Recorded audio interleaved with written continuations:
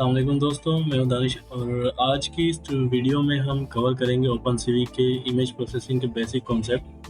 अगर आप बिगनर हैं या ओपनसीवी सीखना चाहते हैं तो ये वीडियो आपके लिए है। अगर आज हम बात करेंगे pixels, colour, channels, image reading, image resizing, image thresholding और इमेज फ़िल्टरिंग और एज डिटेक्शन तक हम कंप्लीट करेंगे। एक कंप्लीट बिगनर से इंटरमीडिएट लेवल तक का कोर्स एक ही वीडियो में हम कवर करेंगे। तो चलिए बिना टाइम वेस्ट किए शुरू करते हैं। कंप्यूटर विजन का मतलब है मशीन को इमेजेस या वीडियो समझने और इंटरप्रेट करने की एबिलिटी देना, जैसा कि फेस रिकग्निशन, ऑब्जेक्ट डिटेक्शन या फिर एक सीसीटीवी कैमरा खुद डिसाइड मतलब कि सीसीटीवी कैमरा का खुद डिसाइड करना कि शॉप ओपन है या क्लोज है। मतलब इस तरीके की हमें कोई भी लॉजिक हमने बना दी और कंप्यूटर विजन को यूज़ करते हुए। तो इस तरीके से हम कंप्यूटर विजन को यूटिलाइज़ कर सकते हैं, फेस रिकग्निशन करना, ऑब्जेक्ट डिटेक्शन करना और कोई भी एल्गोरिथम बनाना जिसके थ्रू हम बिजनेस रिक्वायरमेंट फुलफिल कर रहे हो। तो इसको सबसे पहले जो स्टेप होगा हमारा ओपनसीवी को इंस्टॉल करना। ओपनसीवी को इंस्टॉल करने के लिए ये कमांड है विम इंस्टॉल ओपनसीवी पाइथन। तो उसके बाद हम इसको इंपोर्ट कर लेंगे ओपनसीवी को। और स्टेप जो हमारा 2 है, जैसा कि हम इमेजेस सीसीटीवी से, मोबाइल से या स्कैनर से लेते हैं। इस कमांड से हम मैनुअली इमेज अपलोड कर रहे हैं, जैसा कि आपको नज़र आ रहा है। तो इस कमांड को हम जैसे ही रन करेंगे तो ये इमेज अपलोड का ऑप्शन दे देगा। यहाँ से हम अपनी इमेज चूज़ करेंगे। ये हमारे पास इमेज अपलोड हो गई, ये सेव हो गई है। जो हमारा तीसरा स्टेप है, तीसरा स्टेप हमारा ये है कि इमेज को रीड करना और शो करवाना। तो इमेज रीड करने के लिए सीवी के अंदर हम cv2.imread की यूज़ करते हैं कमांड, और शो करने के लिए imshow की यूज़ करते हैं। यहाँ पर जैसा कि मैं इसको रन करता हूँ, अब इमेज डॉट शो शेप भी यहाँ पर लिखा हुआ है। शेप का मतलब है इमेज की शेप, यहाँ पर ये हमें बता देगा। रन करते हैं इसको। यहाँ पर इमेज की शेप हमें दिखा रहा है, इमेज की शेप 146 बाय 345 है। और ये जो 3 दिखा रहा है, 3 का मतलब ये है कि ये इमेज RGB एग्जिस्ट कर रही है इस इमेज के अंदर, जैसा कि कलरफुल इमेज कह सकते हैं। RGB रेड, ग्रीन, ब्लू का कलर इसके अंदर एग्जिस्ट कर रहा है। तो हमारा जो स्टेप 4 है हमारा इमेज को रिसाइज करना, क्रॉप करना और कन्वर्ट करना। तो रिसाइज यूज़ होता है जब हमें इमेज छोटी या बड़ी करनी हो मॉडल के लिए। और उसके बाद जो है हमारा यहाँ पर आपको क्रॉप नज़र आ रहा होगा। क्रॉप के अंदर हम कॉलम और क्रॉप के अंदर हम कॉलम और रो की रेंज देते हैं। यहाँ पर 50 बाय 200, 100 बाय 300 की रेंज हमने दी हुई है। तो अब इस एरिया की इमेज क्रॉप करके ले आएगा। क्रॉप यूज़ होता है जब हमें इमेज का सिर्फ एक पार्ट चाहिए हो, जैसा कि एक फेस डिटेक्ट करके सिर्फ फेस का पार्ट सेव करना हो, या एक कार डिटेक्ट करके सिर्फ एक कार का पार्ट सेव करना हो, तो क्रॉप उसके लिए यूज़ होता है। अब इसके अंदर ग्रे ग्रे इमेज को ग्रे में कन्वर्ट करने के लिए CV2 कलर यूज़ करते हैं। CV2 कलर का यूज़ करते हैं। इसके अंदर हम इमेज पास कर देंगे और CV2 कलर BGR2 ग्रे पास कर देंगे, तो ये अब इमेज को ग्रे में कन्वर्ट कर देगा। तो ग्रे कन्वर्जन यूज़ होता है जब सिर्फ इंटेंसिटी इम्पोर्टेंट हो, कलर नहीं। जैसे फेस डिटेक्शन में मोस्टली ग्रे स्केल यूज़ होती है। अब हम इसको रन करते हैं और देख लेते हैं इसका क्या आउटपुट है, किस तरीके से इमेज को रिसाइज किया और क्रॉप किया और ग्रे में कन्वर्ट किया। यहाँ पर आपको तीनों इमेज नज़र आ रही होंगी। यहाँ पर सबसे पहली जो इमेज आपको नज़र आ रही है, इसको हमने रिसाइज किया तो ये अब इस तरीके की शो हो रही है, और हमने इसको क्रॉप किया। क्रॉप करने से हमें सिर्फ इमेज का ये पार्ट नज़र आ रहा है, कार का ये पार्ट नज़र आ रहा है। और ग्रे स्केल में कन्वर्ट किया तो ये ग्रे में कन्वर्ट हो गई, जिसके अंदर ब्लैक एंड वाइट आपको इमेज नज़र आ रही होगी कार की। और जो हमारा स्टेप 5 है, स्टेप 5 के अंदर हम शेप ड्रॉ करेंगे और टेक्स्ट ऐड करेंगे।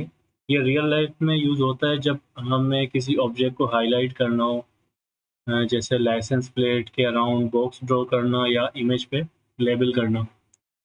तो इसके अंदर हम CV2 रेक्टेंगल यूज़ कर रहे हैं। रेक्टेंगल के अंदर इमेज शेप्स पास कर देंगे। इमेज शेप्स के अंदर हमारी इमेज इमेज इमेज एग्जिस्ट कर रही है इमेज शेप के वेरिएबल के अंदर, और यहाँ पर हम उसकी पैरामीटर पास कर देंगे रेक्टेंगल बनाने के लिए, और सर्किल बनाने के लिए circle cv2 dot circle use करते हैं। टेक्स्ट लिखने के लिए cv2 डॉट पुट टेक्स्ट यहाँ पर यूज़ करते हैं। अब यहाँ पर टेक्स्ट हम जो भी टेक्स्ट लिखेंगे, यहाँ पर हमने लिखा है ओपन सी बेसिक्स डेमो के तौर पर। यहाँ पर जो भी हम टेक्स्ट लिखेंगे वो इमेज के ऊपर लिखा हुआ आएगा, और इमेज के कहाँ पर लिखना है, किस कलर में लिखना है, यहाँ पर हम एरिया डिफाइन कर देंगे, और ये किस कलर में लिखना है यहाँ पर हम कलर डिफाइन कर देंगे। तो इस तरीके से अब हम जो हमने इमेज के ऊपर रेक्टेंगल सर्कल टेक्स्ट लिखा है उसको शो करवाने के लिए हम यहाँ पर इसको रन करेंगे cv2 imshow। जैसा कि यहाँ पर आपको नज़र आ रहा है, यहाँ पर एक रेक्टेंगल ड्रॉ हो गया है, एक सर्किल ड्रॉ हो गया ब्लू कलर में, और रेड कलर में ओपन सी बेसिक्स लिखा हुआ आ गया। कलर हमने यहाँ पर डिफाइन किया 00255। तो अब हमारा जो स्टेप 6 है वो है थ्रेशोल्डिंग का।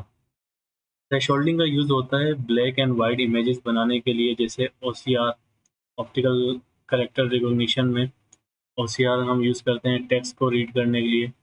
तो उसके अंदर ये यूज़ होता है ब्लैक और वाइट को कन्वर्ट करने, ब्लैक और वाइट में कन्वर्ट करने के लिए इमेज को। हमारा जो स्टेप 7 है वो है ब्लरिंग और शार्पनिंग का। तो ब्लरिंग यूज़ होता है नॉइस रिड्यूस करने के लिए, जैसे पुरानी तस्वीरों में पुरानी तस्वीरों को स्मूथ बनाने के लिए। पुरानी तस्वीरें थोड़ी सी अनक्लियर होती, क्लियर नहीं होती। और शार्पनिंग यूज़ होती है जब हमें इमेज की डिटेल क्लियर करना हो, जैसे सिग्नेचर इन्हेंस करना है, या तो कुछ कोई भी ऑब्जेक्ट क्लियर करना है जो इमेज के अंदर एग्जिस्ट कर रहा है। तो अब हम इसको थ्रेशोल्डिंग को रन करते हैं। थ्रेशोल्डिंग के अंदर यहाँ पर आपको इसका नज़र आ रहा होगा, इसने इमेज को ब्लैक एंड वाइट में कन्वर्ट कर दिया। ये एक्चुअली हम यूज़ करते हैं OCR में, ऑब्जेक्ट ऑप्टिकल कैरेक्टर रिकॉग्निशन में। और स्टेप 7 जैसा कि हमने अभी डिस्कस किया, ब्लर और शार्पनिंग के लिए यूज़ करते हैं। ब्लर इमेज करने के लिए हम यूज़ करते हैं cv2 गॉसियन ब्लर, और शार्प करने के लिए हम इसको cv2 फिल्टर का इस्तेमाल करते हैं, जिसके अंदर हम शार्पन कर्नल पास कर देते हैं। और यहाँ पर हमने नंपाई यूज़ किया जिसके थ्रू हम इमेज को शार्प कर रहे हैं। यहाँ पर हम ब्लर्ड इमेज और शार्प इमेज शो करवाने के लिए हम इसको cv2 imshow यूज़ करेंगे। इसको रन करते हैं। यहाँ पर आपको ब्लर इमेज नज़र आ रही होगी और शार्प इमेज नज़र आ रही। शार्प इमेज में थोड़ा सा शार्प कर दिया है इसने ऑब्जेक्ट को, कार को, जो भी कार नज़र आ रही है, बिल्डिंग नज़र आ रही है। और ब्लर के अंदर इसने थोड़ा सा ब्लर कर दिया और इमेज को स्मूथ कर दिया है। अब इसके अंदर जो हमारा जो 8वां और आखिरी स्टेप है वो है एज डिटेक्शन का। तो एज डिटेक्शन का यूज़ होता है शेप्स डिटेक्ट करने में, जैसे ऑब्जेक्ट बाउंड्री या रोड डिटेक्शन। जैसे ऑब्जेक्ट बाउंड्री या road detection self driving car में यूज़ होती है, उसके अंदर ये एज डिटेक्शन भी यूज़ हो रही होती है, ये सारी चीज़ें डिटेक्ट करने के लिए। इसको हम रन करते हैं, इसका आउटपुट देखते हैं। इसके अंदर आपको नज़र आ रहा होगा एज डिटेक्शन, इसने सारी एजेस डिटेक्ट कर ली।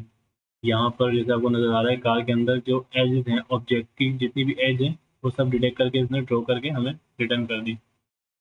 तो दोस्तों ये था ओपन सीवी बेसिक्स का एक छोटा सा क्रैश कोर्स। अगले वीडियो में हम देखेंगे ऑब्जेक्ट डिटेक्शन और रियल टाइम एप्लीकेशन को यूज़ करेंगे। किस तरीके से हम ऑब्जेक्ट डिटेक्शन कर सकते हैं, कौन कौन से मॉडल को यूज़ करके ऑब्जेक्ट डिटेक्शन कर सकते हैं, वो सारी चीज़ें डिस्कस करेंगे। ये बहुत ही बेसिक था, लेकिन ये बेसिक भी मालूम होना ज़रूरी है, ताकि आप जब आगे रियल रियल लाइफ प्रोजेक्ट में काम करना स्टार्ट करें तो आपकी बेसिक क्लियर होगी, तो आप आगे अच्छी तरीके से काम कर पाएंगे। अदरवाइज़ आपको बहुत ही ज़्यादा कन्फ्यूजन होने वाली, बहुत ही ज़्यादा मसले आने वाले हैं। जितनी ज़्यादा बेसिक स्ट्रॉन्ग होगी उतनी ही ज़्यादा आसानी से आप बड़े प्रोजेक्ट्स बना सकते हैं, बड़े प्रोजेक्ट में अपना कंट्रीब्यूट कर सकते हैं। अब अगर आपको ये वीडियो पसंद आए तो लाइक शेयर और सब्सक्राइब ज़रूर करें। चैनल का नाम है दानिश AI अकेडमी। मिलते हैं अगली वीडियो में। अल्लाह हाफिज़।